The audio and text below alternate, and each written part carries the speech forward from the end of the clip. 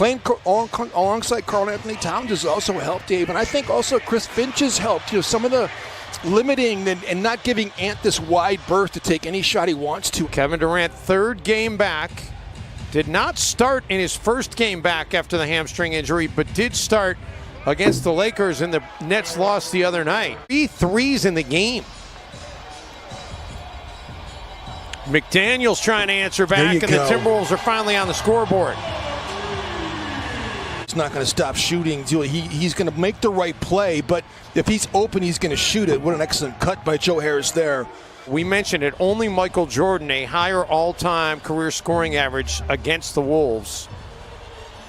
Rubio, nice finish at the rim for Ricky. Yes. Jaden McDaniels got a few, but he did actually a pretty good job against him, and it's going to be very interesting to see how he plays against Durant here. Durant able to get to the baseline and get separation for the bucket. He just makes these guys better. It's been really, we talk about being plug and play. I mean, what he's done for this Brooklyn Nets team has been a real shot in the arm as Durant knocks down another long jumper there. Was Nas slow to get on the play, so the Nets basically have a 5-on-4. Harris dumps it off, and a chance for an and one for Bruce Brown, who got hit as he put it up. Timberwolves' last 7 possessions, they've gone 0-4 and 3 turnovers. Russell ends the drought. They need D'Angelo Russell to kind of take over a little bit here, but they also need their guys to do their job. Vanderbilt gets into the game for Naz Reid here with, I was going to wonder what coach was going to do, because Ed Davis was the guy who either started or he got significant minutes. Davis has gone 30 straight games on the bench. Russell drills the 3, so 5 quick points out of D'Lo. And Edwards pulls down the rebound. Been a slow start offensively for Ant. 0 of 3 from the field. Edwards on the attack, and Ant with the finish at the rim. Goes right at DJ. Hadn't played in 3 straight games, getting some run here this afternoon. Unable to come up with the rebounds. Brown on the cut, no. Jordan, yes. Actually, that 3 now, Jim. He's in double figures with 10 after the 3. Looking for 13. Make it 13 for D'Lo. Passing of his mother, Jacqueline. Timberwolves, another turnover. They are just hemorrhaging turnovers, and the Nets are feasting on those turnovers. Brown underneath. Jordan, the reverse stuff. And Nas is also a little bit better resistance and is able to guard DJ as well, as Anthony Edwards doesn't get back again. The Nets already have 13 assists on 17 made buckets. Easy money Sniper is going to be able to stay over there on the bench if this keeps up. Edwards dishes it out. It ends up in Rubio's hands, and Ricky able to connect on the 3. His first make from downtown. I mean, just that lineup alone, and then you get somebody like DeAndre Jordan Edwards in the open market. Attacks KD, Jim, and you heard Rebecca talk about that. Their season low is 34. That was against Milwaukee. He attacks again. He needs to keep doing that type of thing. He didn't get the foul call, but then they only have 2 free throws as well, so him being aggressive is going to be great. Harris already 12 points in this game. KD.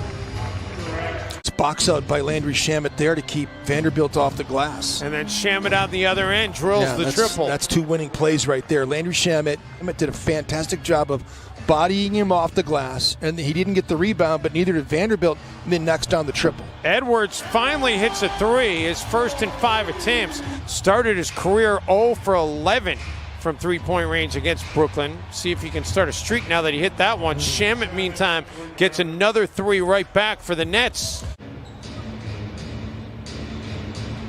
Kevin Durant is one of them, and Kevin Durant has a dozen after that make. Chance to get it to a baker's dozen at the line. And watching the Nets game against the Lakers the other night, as Edwards on the attack gets cut off, hangs in the air, fires and finishes. Elevate and then rotate his body to get squared up to be able to shoot it, and Joe Harris just made talk about tough shots. How good has Joe been here? 6 of 9, 4 of 6 from outside the arc, 18 points for him in the first half. Oh, and Ant gets another Edwards, one. Man, Ants can glide too. Give an Ant fact on every basket.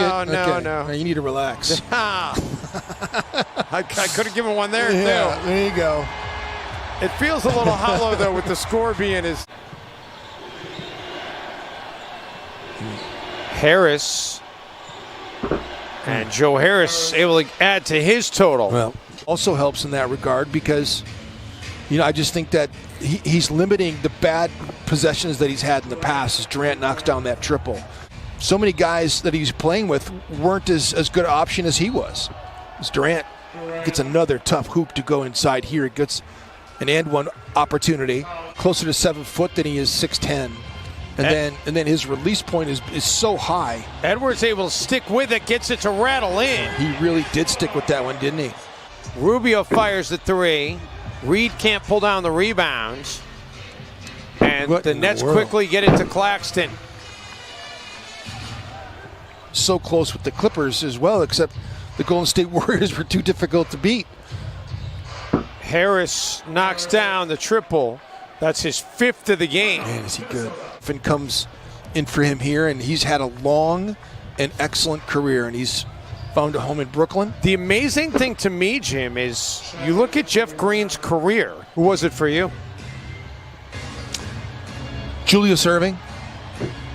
McLaughlin drills the three. It's good to see McLaughlin reach down to pick me up, and he said, "Nice block, young fella," and I was like surreal. It was a surreal moment.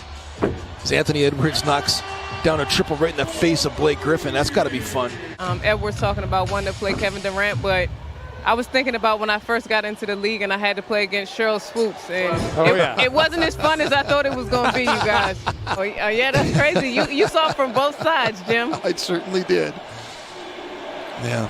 Durant back on the floor, a little bit of a mild surprise. Shamet hits the three. That's easy money basketball right there. First-year coaches have been ruling the day, haven't they? In a 28-point game, KD connects, and there it is. He's exceeded his career scoring average against the Timberwolves. He got 28 now in the game. 3-point hole as we start the 4th quarter.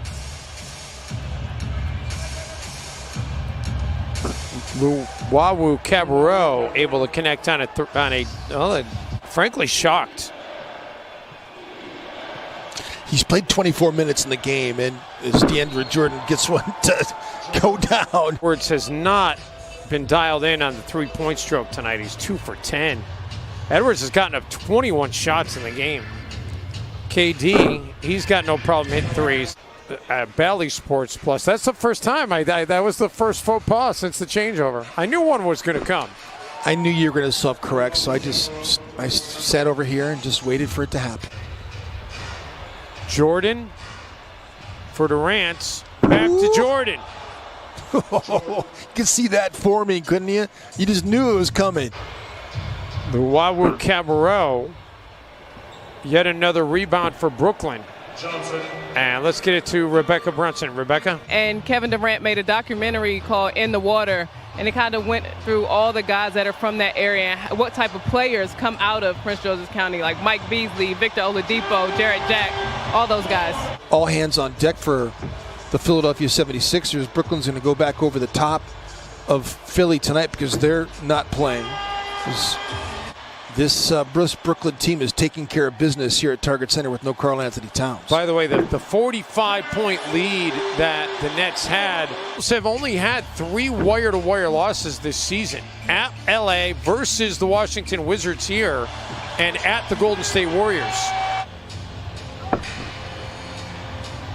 By the way, Kevin Durant, Jim, you look at his numbers for the season, the numbers we showed you a short time ago were his career averages. His numbers for the season. Chris Finch keeping D'Angelo Russell's powder dry here in the second half, is pulling for Steve Nash and Mike D'Antoni and Sean Marks and the Brooklyn Nets.